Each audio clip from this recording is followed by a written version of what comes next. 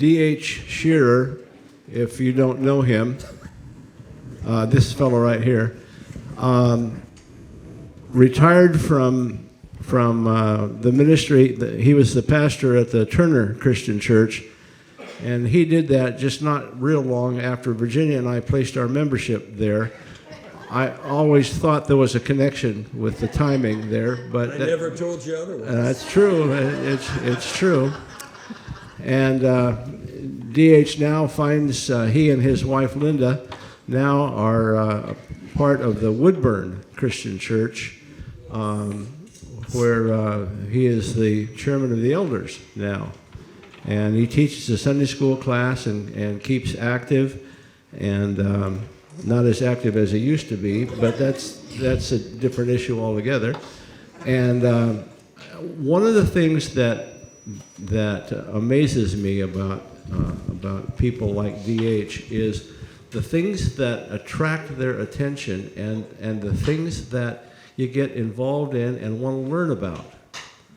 And so he is going to give us the benefit of some new knowledge that he has acquired of late, and it's just fun stuff. So I will give you a hint. Do you know what this is? It's coffee cup, okay? That's all you need to know. D.H. Shearer.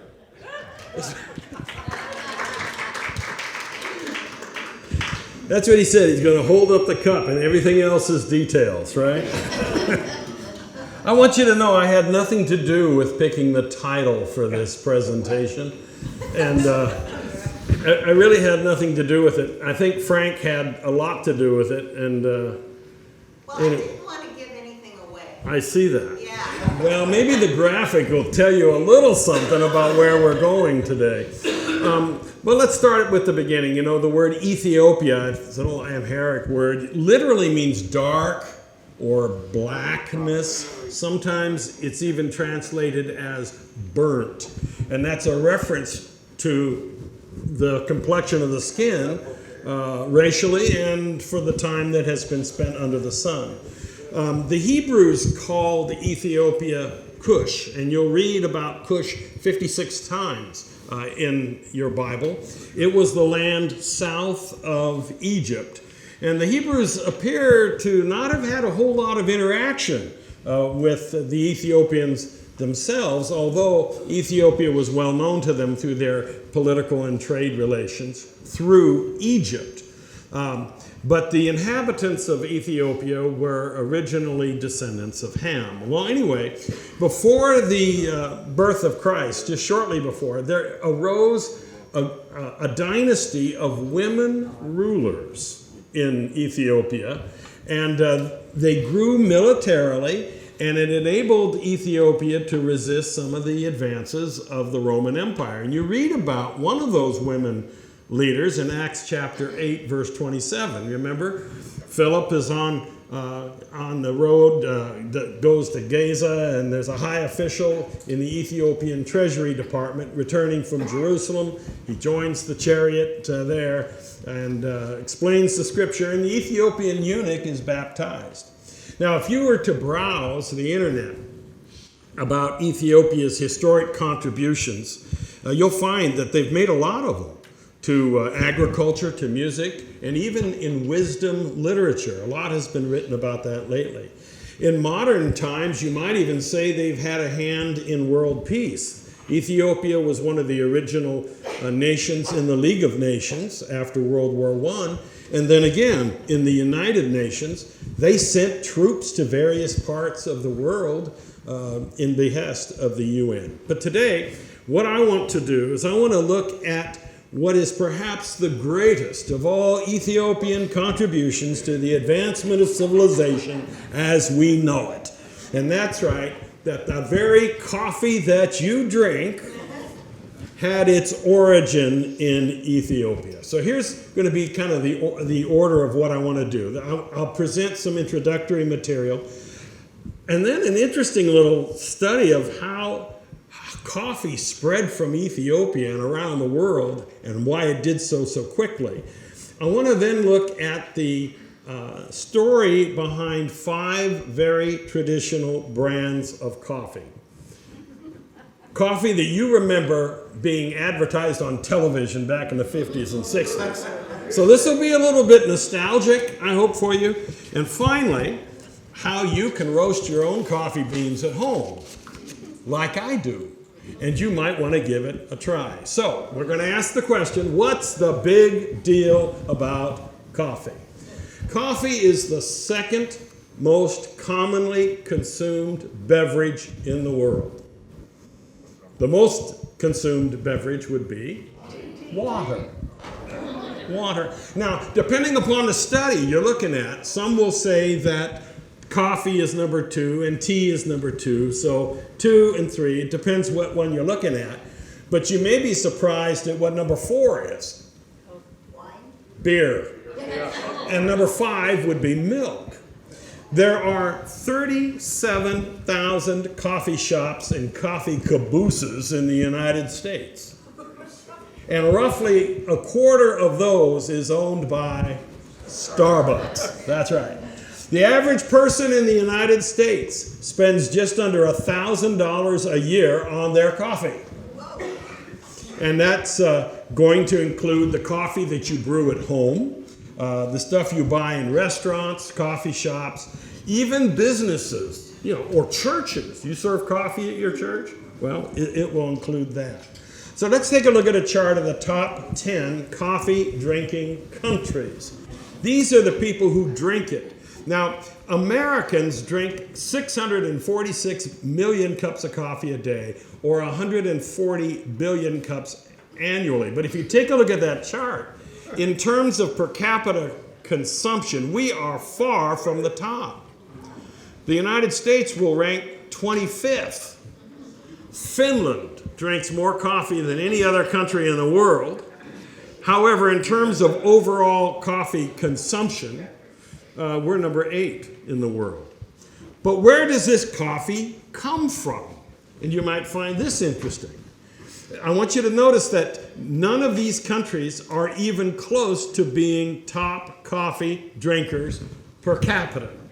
In other words, they produce it, but they don't drink it. Okay? And as you probably know, there are 2 kinds of beans. There's Arabica beans and Robusta beans. Robusta used to be much more common. It's kind of hard to get anymore. Robusta is grown at the lower elevations. It is much easier to produce. It's much more acidic, and it has much more caffeine in it. Now, Arabica it's smoother, it's more nuanced. It's virtually now what everybody in America drinks. And as I suggested, it's about all you can get in most places. So, what's the difference between regular and decaf?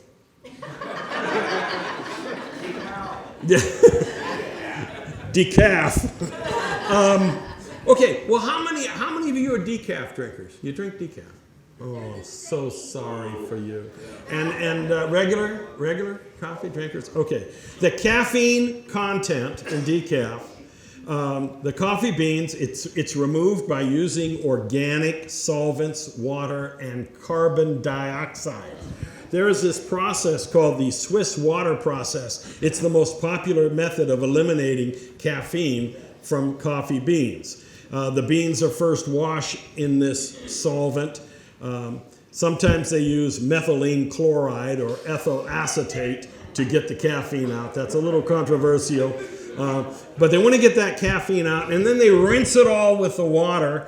The taste and the smell then of decaf is going to be milder than regular coffee. And finally, those coffee beans are dried and they're roasted, much like regular coffee. But you need to keep in mind that the process of extracting caffeine is not 100%. Decaf coffee has about 7 milligrams of caffeine in a single cup. Regular coffee has about 70 milligrams of caffeine. Now that's 10 times as much. So that means that your decaf that you drink is not caffeine free. You're drinking 10% is what you're drinking. Strangely, about 15% of all Americans actually prefer decaf. As a friend once told me, I could drink decaf, but why? You might find this interesting too, that the older you are, the more likely you are to drink coffee. There is a generational desire to drink coffee. And the younger generations, for all we hear to the contrary, they don't drink as much coffee. 60% of you will add cream to your coffee or sugar. 40% of you, or 40% will add a sweetener of some sort. Men are more likely to drink coffee than women.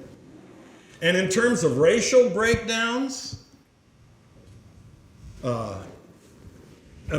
Caucasian whites are most likely to drink coffee. 65% of us drink at least a cup a day. Asian Americans are just behind us. Then African Americans, just over half of that population will drink at least a cup a day, followed by Hispanics. So, where do you drink your coffee? Interesting, because COVID dramatically changed the way that we get our coffee and how we get it and how we prepare it. If you owned Starbucks stock before COVID hit, I am so sad for you. Starbucks stock dropped by 40% in 2020, but now is rapidly regaining value. In 2021, last year, 79% of U.S. coffee drinkers brewed their coffee at home, dramatically affecting coffee houses and coffee cabooses and so forth. 42% of us make our coffee using automatic drip. And I would have thought that number would have been much, much higher. Percolators, people who are in the know say that percolating your coffee is the worst possible way you can prepare it. And yet, people still hang on to that method. It's an old tried and true method, right? 24% of Americans will use a single cup system. You know, the Keurig, those little things? 24%. 10% of Americans are making specialized caffeinated drinks. We're not drinking just coffee. We want espresso. We want cappuccino, cold brew or whatever. And here's one that'll curl your teeth. 8% of Americans will drink instant coffee. I wrote in my notes, ew. Okay, a little history. Originally, as we suggested, the first coffee beans came from Ethiopia with the Oromo people. And there are lots of legends that exist about how it first came to be. One was that there was a ne'er-do-well faith healer from Yemen who was exposed, and he was exiled to Ethiopia, allegedly because he was a bit of a charlatan. So he was starving, and so he ate berries from a nearby shrub, but boy, they were bitter. So he decided he would roast them and boil them and then drink the mixture, and guess what? It eased his hunger. It revitalized him and sustained him for several days. Of course, it was the caffeine that did it, right? Well, he took that miracle drink back to Yemen, where he was eventually made a saint, which shows how quickly a person's personal fortunes can turn. Well, here's a second legend.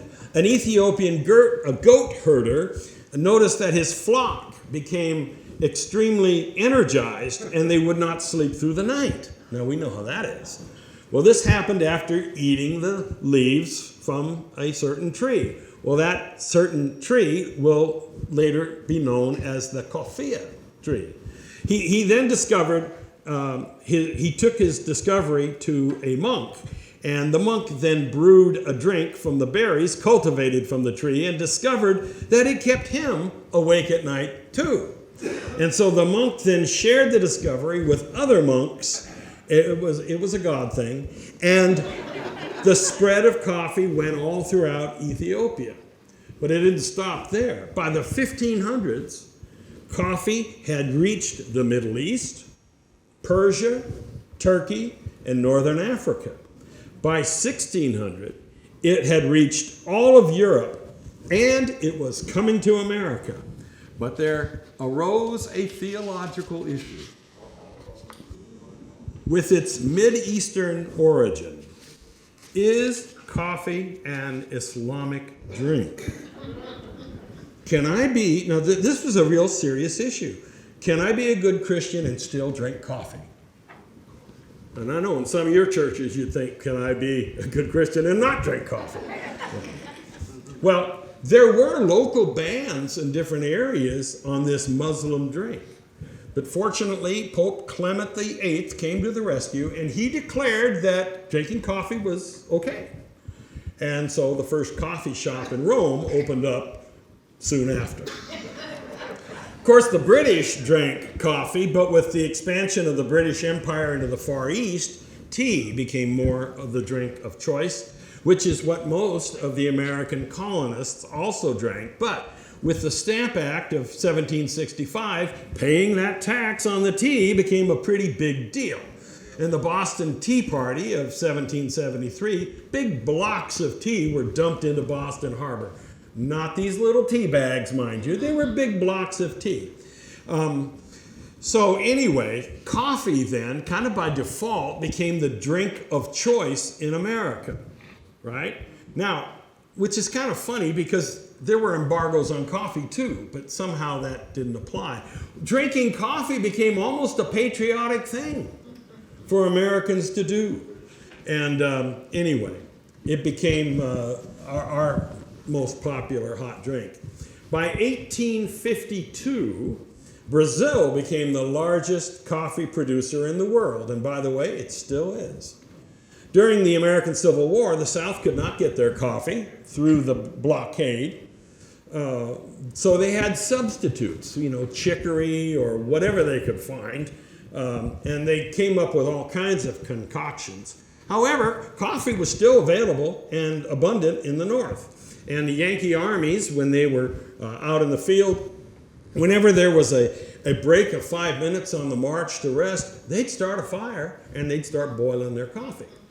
And let me tell you, just as a quick aside, many of you know that I was a Civil War reenactor for about 30 years, and one of my earliest memories was waking up after the sound of reveille in my tent, and I heard this tapping just outside my tent.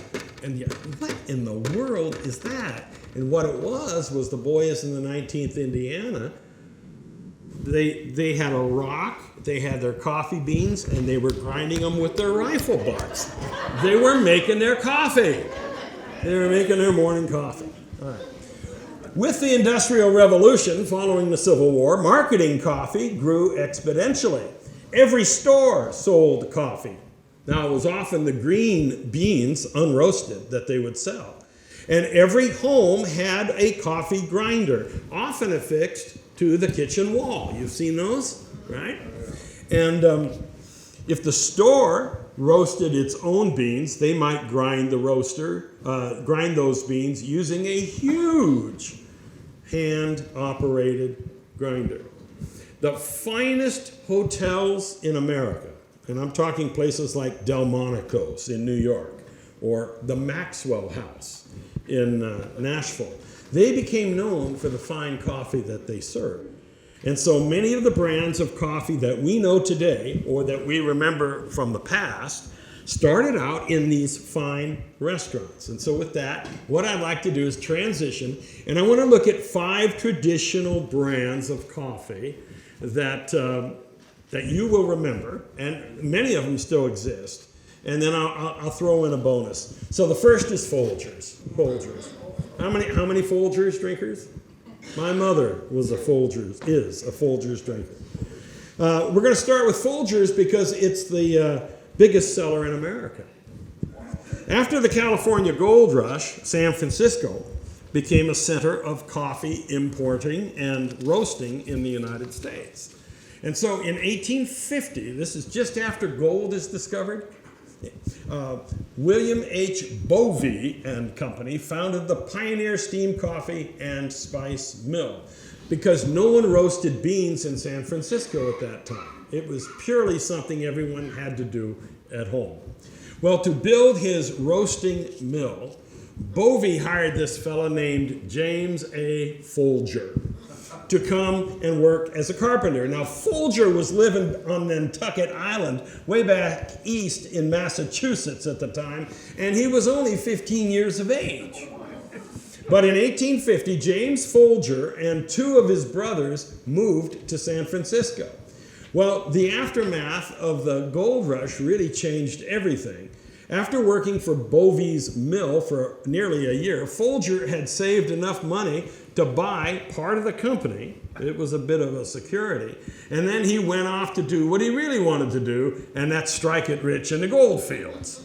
However, he agreed to carry some coffee along with him and some spices, and taking orders for grocery stores along the way. What he was doing was hedging his bets. Okay, if I don't strike it rich, I got to have something to fall back on. Well, upon his return to San Francisco in 1865, Folger became a full partner in the Pioneer Steam Coffee and Spice Mills. And in 1872, he gave up striking it rich in the gold fields completely, decided that there's more gold in those coffee beans, and he bought out his other partners. He now owns the company, and he renames it the J.A. Folger and Company. Folger married in 1861, had 4 children who would take over the company upon Folger's death in 1889. And that is when the company really took off. It expanded throughout California and Texas, then to the western United States. It was acquired by Procter & Gamble in 1963. Folgers eventually became the largest brand of coffee in America, as I suggested. In 2008, J.M. Smucker Company bought Folgers. They made it one of their subsidiaries, but they retained the Folgers brand name. And today, Folgers does $10 billion a year in sales in the at-home retail market. Okay? Now, selling Folgers. Do you remember those old commercials that ran from 1965 to 1986, featuring this Swedish actress, Virginia Christine? You remember her? Oh, yeah. Well, she played the role of the older and much wiser Mrs. Olson. Yeah, and the young, inexperienced, newly married housewife visits from next door, wondering why her husband never asks for a second cup of her coffee. And Mrs. Olson kindly recommends Folgers, which only uses the very best beans. It's the richest kind. Mountain grown for better flavor, right? Well, after that series ran its course, in 1984, we started hearing the jingle, "The best part of waking up is Folgers in your cup." In 1985, the commercials featured a son who had been away at college, but now he's home for Christmas. His younger sister is the first one to greet Peter, helping him make a cup of Folgers. The smell of the freshly brewed coffee awakens his parents and alerts them to their son's arrival. And presumably, a wonderful Christmas then ensues. So that's Folgers. Then there's Maxwell House. In 1884, Joel Cheek moved to Nashville. He met a guy named Roger Smith, who was a British coffee broker. And he was able to, it was sad, he could tell the origin of coffee simply by smelling the green beans. Now, I have to tell you, if you've ever smelled the green beans, it smells like wet hay.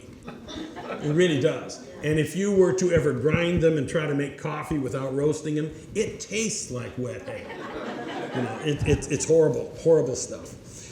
Well, anyway, over the next few years, the two of these guys, they worked to find this perfect blend. And in 1892, Cheek approached the food buyer for the Maxwell House Hotel in Nashville and gave him 20 pounds of his favorite blend for free. Now, I need to tell you that the Maxwell House was the premier hotel for presidents and visiting dignitaries. Anybody who was anybody stayed at the Maxwell House, okay? Well, after a few days, the coffee was gone, and the hotel returned to using its usual brand. But after hearing multiple complaints from patrons who liked Cheek's coffee better, the hotel bought Cheek's blend exclusively. And after 6 months, the hotel agreed to allow Cheek to name his coffee after them. And so it became Maxwell House, right? And so the Nashville Coffee and Manufacturing Company began to feature Maxwell House coffee. Now in 1915, former President Theodore Roosevelt was on a speaking tour throughout the United States, and he stayed at the Maxwell House. Now, Doris Kearns Goodwin, who's a great presidential historian, she says that Theodore Roosevelt drank at least 40 cups of coffee a day. And you wonder why the old boy was so wired, right? All right. So Theodore Roosevelt, Teddy Roosevelt, is eating breakfast at the Maxwell House, and he's drinking cup after cup after cup. And you know what he said? This coffee is good to the last drop. That came from Theodore Roosevelt, and so they picked up on that. Good to the last drop. Maxwell House sponsored a lot of things, programs on radio, featuring Baby Snooks and Fanny Bryce and these kinds of guys. They sponsored the Goldberg series on radio, later on television. And in addition, Maxwell House was the sponsor of a radio version of Father Knows Best. And each episode, you may remember, began with the youngest daughter asking, "Mother, is Maxwell House really the best coffee in all the world?" To which the mother would reply, "Well, your father says so, and Father knows best." Maxwell House was also the well-known sponsor of the Burns and Allen Show, during which time Maxwell House spots were incorporated into the plots of the radio scripts. Maybe you remember the TV commercials from Maxwell House that ran back in the 1970s. They starred Margaret Hamilton, and if she looks like the Wicked Witch of the West, that's because she is, from The Wizard of Oz. But in this commercial, Hamilton is the general store owner. Her name is Cora in the commercials, who proudly announces that Maxwell House is the only brand of coffee that she sells. And then there is that commercial where the coffee percolator actually brings out their jingle. I'm not sure I can do it. You remember the percolator doing that? Yeah, that's Maxwell House. And like other coffee companies, Maxwell House has been consumed by larger conglomerates. Part of the country was absorbed by Kraft Foods in 2006, and another part of the company was sold to Folgers in 2017. But you can still get it under this particular brand. Any Maxwell House drinkers out here? Not so much, okay. MJB. MJB, you get on sale at Bimart. All right. In 1881, Max J. Brandenstein, notice the initials, Max J. Brandenstein began producing roasted coffee in San Francisco. And in 1889, he established a tea, spice, and coffee import business using his name. And he solicited the help of his brothers, Manny, Charlie, and Eddie. So you have 4 brothers now in the business. Well, around World War I, the firm's name was changed to simply MJB. And here's why. Listen, during World War I, there was lots of anti-German hysteria. At the time, German was the largest non-speaking minority group in the United States. Okay? They read their Bibles in the original German. But seriously, you know, if you go out and collect old Bibles and things, I used to always be surprised at how many of these are in German. Well, it was the Spanish of its day. It really was. Okay, so German was the largest non-English speaking group. Hamburgers became known as Liberty sandwiches. Sauerkraut became Liberty cabbage. Dachshunds were killed in the streets, and those that weren't were renamed Liberty pups. And there was also some pretty anti-Semitism at the time. And so the bottom line was that Brandenstein was both too German and he was too Jewish to sell to an American market at that point. And so it would be better just to call yourself MJB. By the way, branding by initials only is becoming much more common even today in order to simplify and to make that product more marketable in an international global market. For, Kentucky Fried Chicken is KFC. It hasn't been Kentucky Fried Chicken in years. Christian Missionary Fellowship isn't. It's CMF, right? And so forth. Campus Crusade for Christ is just Crew. They simplify. So anyway, another popular brand, Hills Brothers, began vacuum packing their coffee in 1900 as a means of keeping things fresher. MJB followed suit in 1914.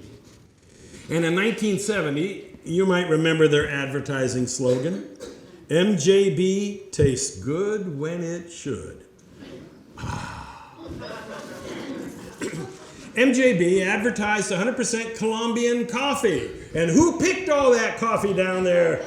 None other than Juan Valdez, who was really an actor named Carlos Sanchez, but why ruin a good story with the facts?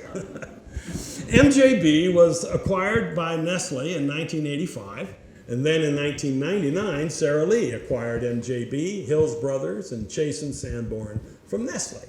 And then in 2005, Sara Lee sold MJB, Hills Brothers, Chase and Sanborn, and Chock full of Nuts to Massimo Zanetti Beverage Company.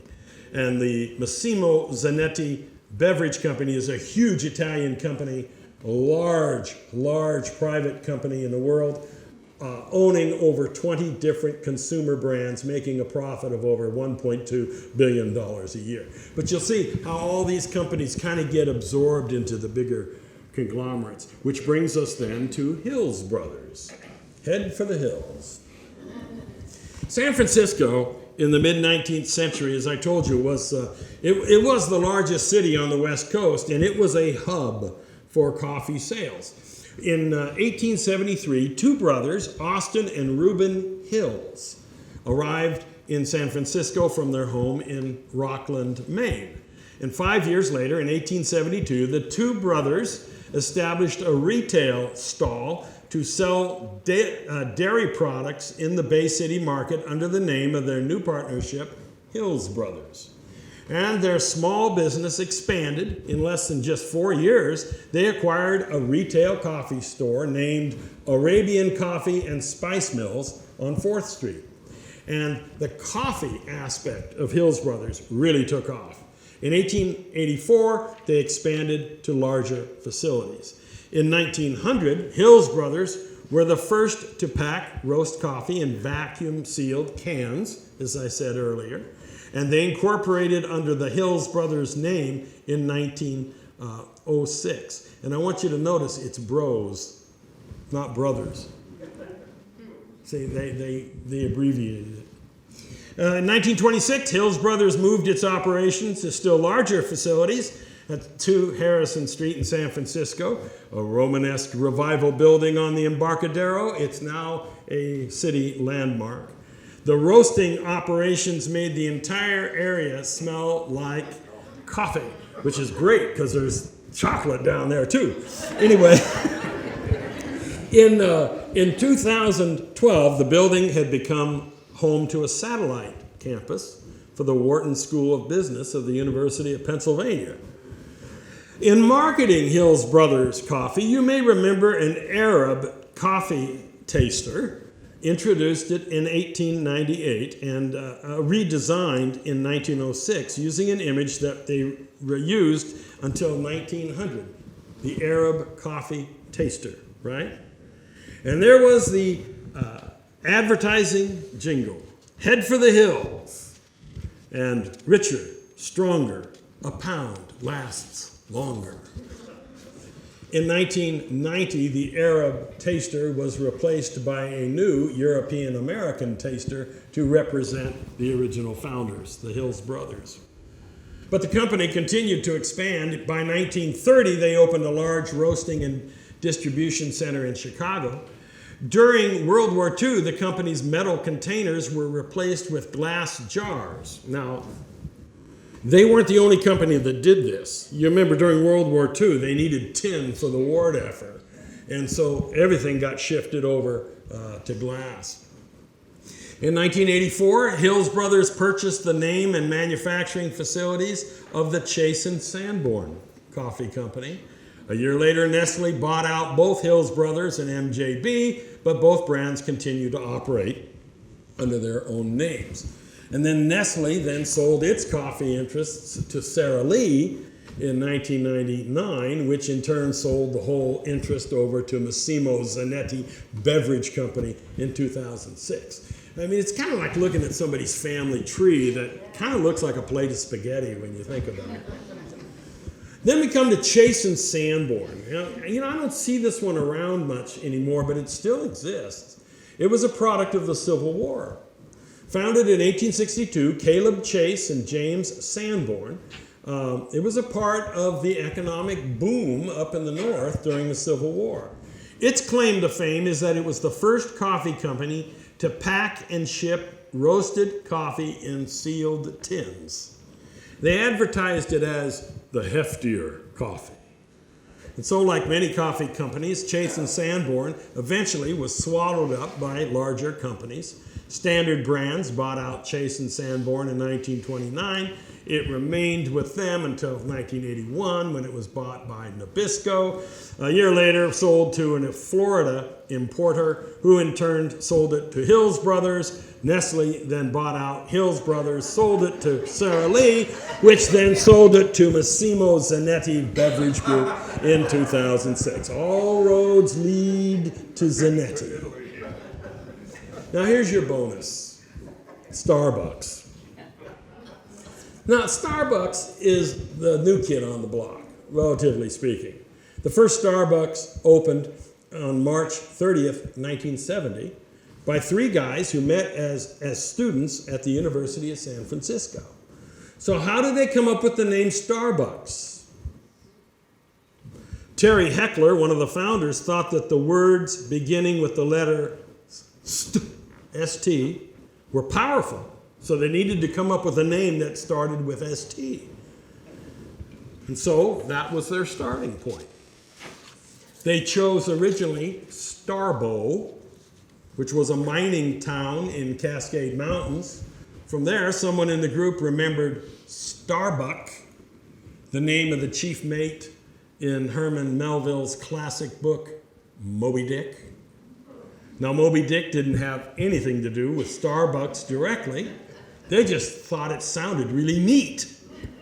And so Starbucks got its name. By 1984, they bought out Peet's Coffee. And by 1986, they had 6 stores all in Seattle.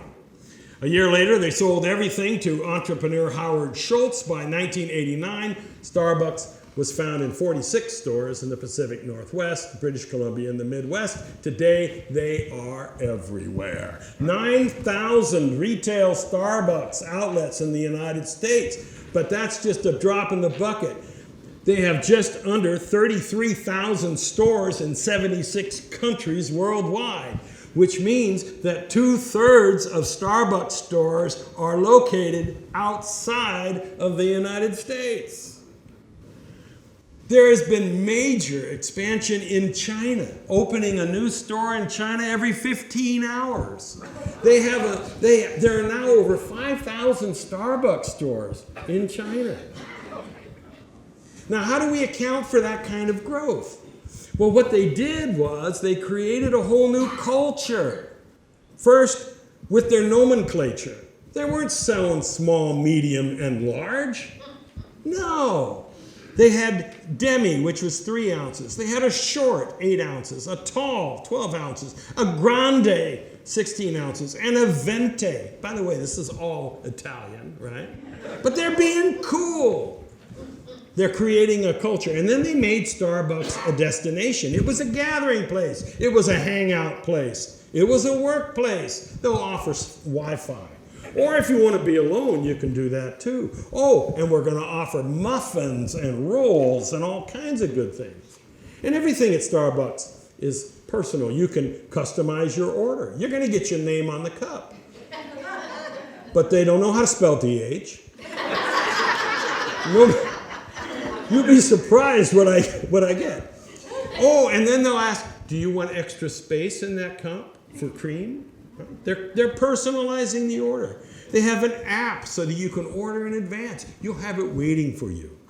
And it is a company with a social conscience. They're committed to hiring 10,000 refugees in low-income areas. And no, they are not cheap. They used to be called $4 Starbucks, but it's more than $4 now. What they've done is they've kind of created this sense of elitism. So there's this sense of Starbucks is the best that there is. And I know some of you love Starbucks, and some of you think, oh, it's just too strong. You know, everyone has their thing. Well, I want to quickly say, you know, you may want to throw all this stuff away and start roasting your own coffee, which is what I do. And so you might want to consider how to roast your own coffee at home. So here's what you're going to need. You're going to need a popcorn popper, and this is going to be one of those hot ones, not oil. It's going to be an air popper. And you have to have air blades not at the bottom, but at the lower sides, because when the beans go in, you're going to want them to circulate. Okay? You're going to need a popcorn popper. You're going to need a measuring device, typically about a half a cup. You're going to need a stirring stick to get those beans moving quickly. You're going to need a pot holder because it gets very hot. You're going to need a cookie sheet or a sieve of some sort. Green coffee. I get mine from Sweet Maria's or the Coffee Bean Corral. I've never really found a good local source, so I get all my beans online. You're going to need a place outdoors, which is very important because it does smoke. It'll set off your fire alarms. And there's a lot of chaff that comes out. And it just blows in the breeze. So you want to do this outside. Optional book to read, and I'll explain it. So here's what you do. You preheat your popper for about a minute, okay? And your popcorn popper is going to get to be about 400 plus degrees. They're really warm. You pour in about a half a cup of green beans, probably no more. If you put too much in, they don't circulate. And when they don't circulate, they burn. And when they burn, you get espresso. Now, to kind of get things kind of spinning around, you might use your stick to get things circulating. Initially, it's going to smell like hay, but you always got to keep that circulating in the popper or they're going to burn, they'll be uneven. But after a while, they'll start mixing around pretty well, and you don't have to touch them anymore. And the beans will turn from green to kind of a golden yellow, and all kinds of chaff will be coming up and floating around, and so forth. Now you're going to wait for the first crack, which is going to be about 4 to 5 minutes at a temperature of about 390 degrees, 400 degrees. The first crack is, those beans are going to start sounding like Rice Krispies as they start to crack under the heat.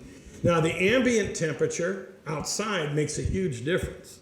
Huge difference. I have learned, if it's not at least 72 degrees outside, don't bother, DH. You'll be there all day, okay? But ambient temperature, and if you can't get enough heat out of your air popper, you can fold a towel, put it underneath it. Okay, so we're going to wait about 4 to 5 minutes. If you have your book, you can read it. Now the beans are going to begin to brown due to the intense heat. It'll start breaking down the starch within the bean, changing it to simple sugar that dissipates as the bean browns. Now this is a light roast. This is what breakfast blends are. And it has the highest caffeine content. Now, let me stop right now and just say, I know there are a lot of tough he-men out there who like to think, yeah, I like a good strong cup of coffee. I like it dark and strong. You need to understand that the longer you roast these beans, the more caffeine is going to leave. These light blends, the breakfast blends that sweet little old ladies love to drink in the morning, that's where the greatest amount of caffeine is. Okay? So anyhow, they're roasting away. Now for a darker roast, you want to move on to the second crack. Now this crack no longer sounds like Rice Krispies. It now begins to sound like popcorn. Pop, pop, pop, pop, pop, pop, pop. Okay? And quite literally, those beans are exploding because of the internal temperature. Temperature is going to rise to over 400 degrees. The acid within the beans is going to lessen. Oils will begin to emerge. Have you ever bought whole beans in a store and you see how shiny they are? It's because it's been in longer and it has brought all those oils out to the surface of the beans. Beans that don't have that shiny surface, they just haven't been roasted as long, okay? The caffeine is going to begin to dissipate. The darker the roast, the less the caffeine. And it's going to generally take about 5 to 6 minutes to move from the first crack to the second crack, again, depending upon the ambient temperature. Well, the darker roasts tend to taste stronger and bolder because they have less fiber, while the lighter roasts will taste more complex. I personally generally remove the beans from the popper about 30 seconds into the second crack. French roast, you're going to want to leave it in longer. Now, French roast, of course, has the least amount of caffeine. The shorter the roast, the more you taste the bean. The longer the roast, the more you taste the roast itself. Okay? Now, we're going to have to remove it from the popper. And you have to cool these beans down quickly because they're hot inside and they will continue to roast outside of the popper. So you use your hot pad to remove the top from your popper and you pour the beans out onto a cookie sheet for quick cooling. Or you can use a sieve. Sometimes you'll see, dumping them up in the air and catching them and stuff like that. But you need to remember these beans are at about 400 degrees and they're going to continue to roast if they're not immediately cooled. The beans will continue to emit gas for about 48 hours, which is why if you buy whole beans, in a little bag, there's a little vent in there. That's why, because they're emitting gas and you don't want the bag to blow up, which happened to me once. Well, I used to go to Samoa a lot to teach at a theological college, and I'd always buy Samoan coffee when we were there. So I had this big bag of 3-pound Samoan coffee, and it was packaged, but it didn't have a vent in it. And so, to make a long story short, we were going to see my daughter in Cove, just north of La Grande, and as we were up in the Blue Mountains there, the pressure and everything, there was this come from the back of the car. And then we started smelling this magnificent aroma. The bag of Samoan coffee had exploded.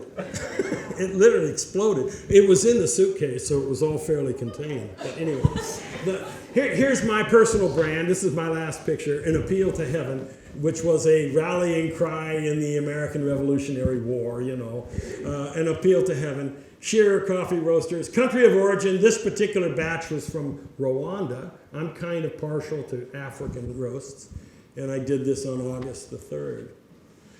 I do not sell these. The whole thing is, it's time, takes time, That's 1 pound of coffee, and I probably have a minimum of 45 minutes into it. So obviously, I'm not going to make any money doing that.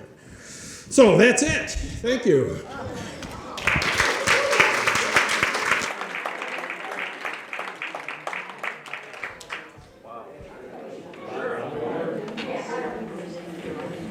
Questions for DH? How do you cool it? Do you put it in the freezer? I don't. I put it out on the cookie sheets, Just outside? just outside, and it cools. It cools very well. Yeah. Where's Dutch Brothers? Starbucks fit into this? I'm not sure. Yeah, I really don't know. There are a lot of different brands. Dunkin's, we haven't mentioned Dunkin's Donut. Yeah, there are all kinds of them. 8 o'clock. I don't know if you've had 8 o'clock coffee. You know how they got their name? They did a study and they found that most people drink coffee at either 8 in the morning or 8 at night. So they called it 8 o'clock coffee. You can get it at Walmart. What's that? Postum. Yeah.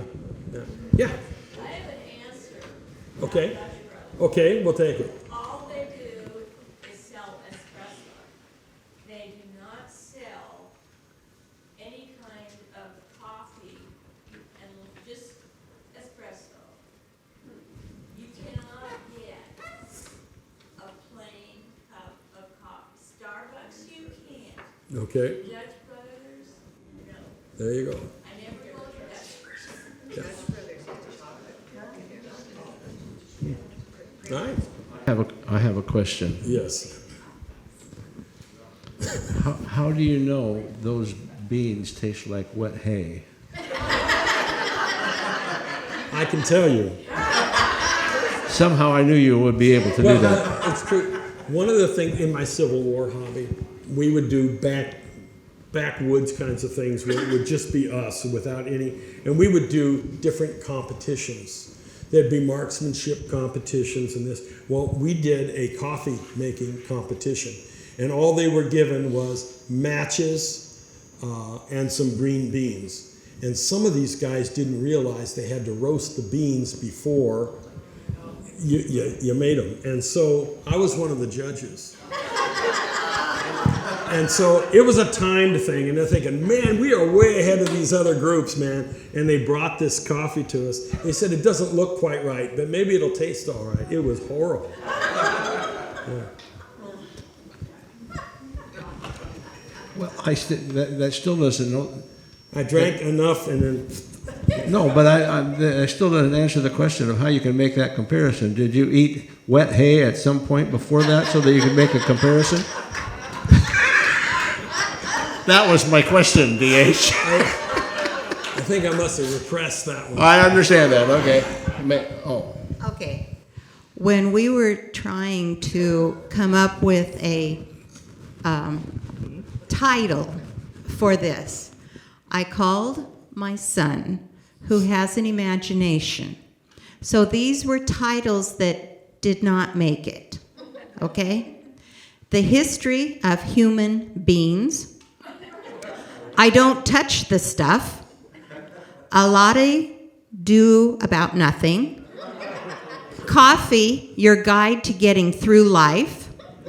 Coffee, because we dumped the tea in the bay. Coffee, it's more than just hot bean juice. Coffee, the best reason to get up in the morning. Coffee, the Christian drug of choice. Mind-altering drugs 101. Remnants of the Aztec Empire and their importance to modern society. That's kind of, yeah. Okay. Bean juice, like fairy dust, but real. Coffee, the 11th commandment. 9th beatitude, thou shalt drink coffee. You have to read that one. Which one? The last one. Oh, There.